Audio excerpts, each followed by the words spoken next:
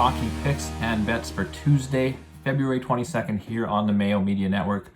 My name is Cecil Peters and I will go over the 6 NHL games we have to bet on for tonight and then run through my favorite bets, shot props, and players to score bets at the end.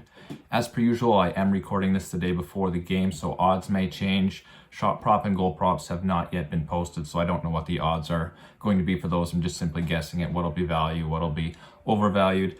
If you are interested, I do post my updated bets and plays on my website. Just DM me on Twitter if you want access to that, and I will let you know how to sign up as the day goes on. As we get closer to game time, as more of those odds are released, I add those bets on my website, cecilpeters.com.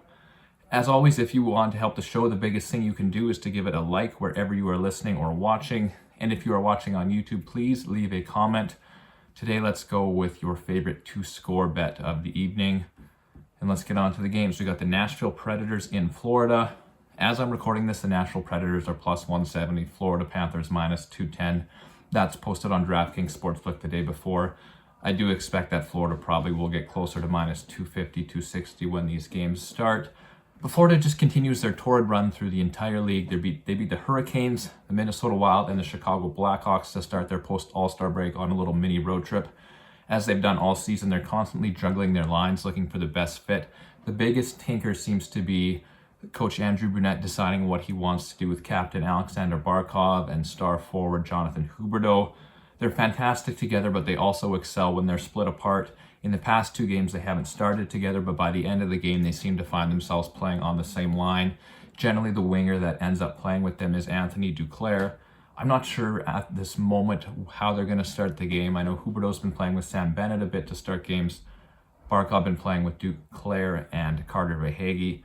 But a lot of in-game switches happen, a lot of power play correlation between these two, and they just seem to find a way to assist on each other's goals. So they're one of my favorite duos to stack together on DraftKings, probably with Anthony Duclair, but as I said, kind of depends on what they do with their lineup before the game.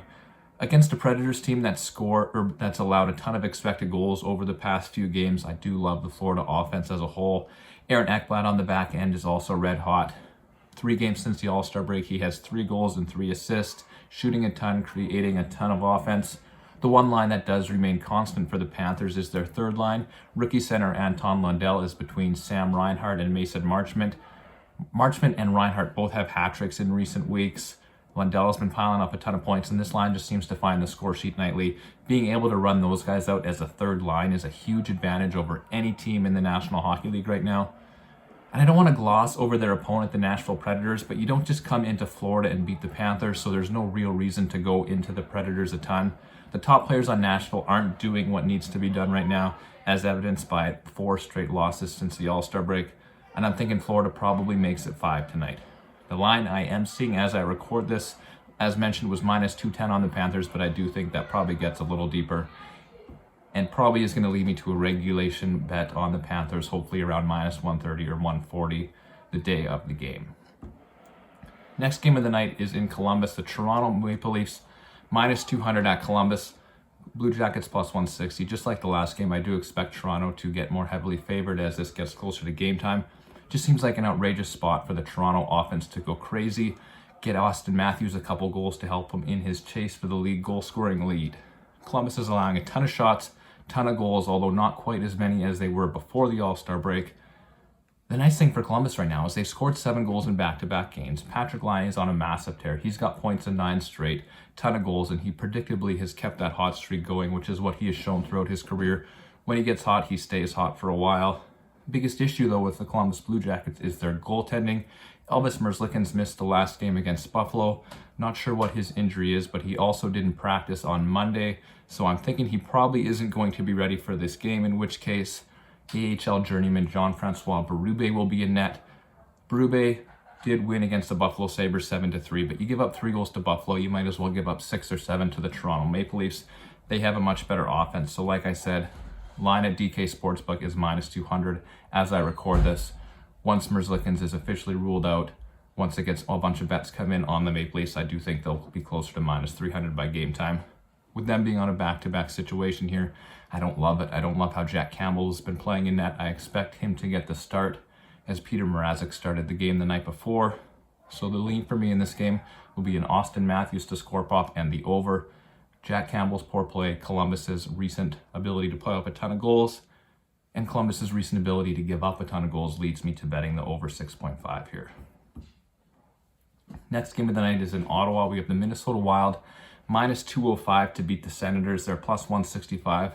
Minnesota absolutely destroyed the Oilers in Edmonton a couple nights back, chasing Mike Smith in a few minutes and never really letting up. That being said, it was a definite spot game for the Oilers as it was their 5th game in 7 nights, so I don't want to read too much into Minnesota winning that one. A matchup in Ottawa profiles as another game that they should win rather easily, but I don't overly like the way that they've been playing, so I can't bet on them to win at minus 200 or anything near that. They beat the teams you should beat, which is the case with Ottawa Senators, but I just can't rely on them. I don't love their goaltending. I don't know who's starting between Kaapo Kähkönen and Cam Talbot. Both have been a little bit off lately. I haven't loved their games. Ottawa has been competitive in their recent losses. They lost to Boston in overtime. They lost to the Rangers by just a goal. But they just don't have the offensive firepower right now. They're still missing 2/3 of their top line with Josh Norris and Drake Batherson. They're still missing Norris caliber defenseman Thomas Chabot on the back end. If Ottawa touches plus 200 here, or even gets close to it, maybe 190 or so, I will consider firing a bet on them. But I need to see the starting goalies for both teams, and we'll just hope to catch the Wild in a bit of a spot game and catch a goalie on an off night. Next game is in Philadelphia. Philadelphia Flyers are plus 175 at home against the St. Louis Blues. It's a back-to-back for Philadelphia as they played Carolina yesterday. St. Louis is minus 205 on the money line, and this game is really theirs to lose. They've been in this situation recently and did manage to lose when the Montreal Canadiens beat them in OT a few nights ago, so it's no lock that they are going to win this game. They have been pretty volatile, but they did bounce back from their loss to the lowly Canadiens by beating the Maple Leafs, all doing this while missing Vladimir Tarasenko with injury. He appears to be back in the lineup for this game. He practiced fully the day before, so he's probably going to be back. I don't know where they're going to slot him into the lineup. He has been playing with Pavel Buchnevich and Robert Thomas. Jordan Kyrou filled in that spot rather nicely last game. Speaking of Buchnevich, he's been the true driver of offense on the St. Louis Blues lately. He's got 7 points in his last 3 games. Center Robert Thomas has 6 points in his last 3 games. They seem to excel whether or not they have Kyrou on their wing, where they have Tarasenko on their wing. They're just piling up a ton of points right now. Kyrou with a couple points for them in the win over Toronto, when in the 2 games prior, Tarasenko in his 2 games on that wing had 4 points. So kind of seems like whoever goes on to that wing will get 2 points in the game. Pavel Buchnevich is just on a tear right now. I do think he's probably going to be my favorite to score bet for this game. In Philadelphia, they're just having a nightmare season. They've lost too many games, seen too many players leave with injury, most notably star defensive center Sean Couturier. He's been gone for a while. Kevin Hayes has been out. Bunch of other injuries. Carter Hart, I know, was a late injury or late addition to the injured list before last game. I'm not sure if he's back for this or not. So there just isn't a ton to play for the Flyers and the St. Louis Blues. They need to keep pace with Minnesota. They need to keep pace with Dallas. They need to keep pace with Nashville to try to lock in that playoff spot in the tight Central Division. Next game of the night, we move to the West Coast in Anaheim. San Jose plus 130 at Anaheim. The Ducks are minus 150. Gonna start with the Sharks here. I don't have a ton to say. They just looked completely brutal. They continue to start games horribly, giving up the first goal all the time. The only offense they're really getting is from the second line of Timo Meier, Thomas Hertl, and Alex Barabanov. Other than that, they're just not getting anything from anybody. Their opponent, the Anaheim Ducks, has definitely shown some chinks in their armor lately. They're clearly not the dominant team that we saw a little bit earlier this year when they were leading the Pacific Division. They're not that team. I don't even know that they're going to make the playoffs. They're probably due to fall off pretty bad in the second half here, but they still should be capable of handling the San Jose Sharks. They got out to a 5-0 lead against Vancouver the other day, and they ended up giving up 4 goals in that game. They did win 7-4, so it wasn't as comfortable of a win as you would think with a 5-0 lead. But they did manage to win the game. A ton of players scored points in that game. One thing about Anaheim right now, over their 3-game Western Canadian road trip, which didn't go overly well, tons of players piling up points. 11 Ducks had 2 or more points on that road trip. Trevor Zegras had 5, a couple players had 4 and 3, but for the most part, offense being really spread out between a bunch of players. They've rejigged the lines a little bit, so Jacob Silfverberg moves up onto the Zegras line. Rickard Rakell moves down. Troy Terry moves onto the second line. So each of those guys, they kind of have their own line to run now, so the offense is pretty spread out.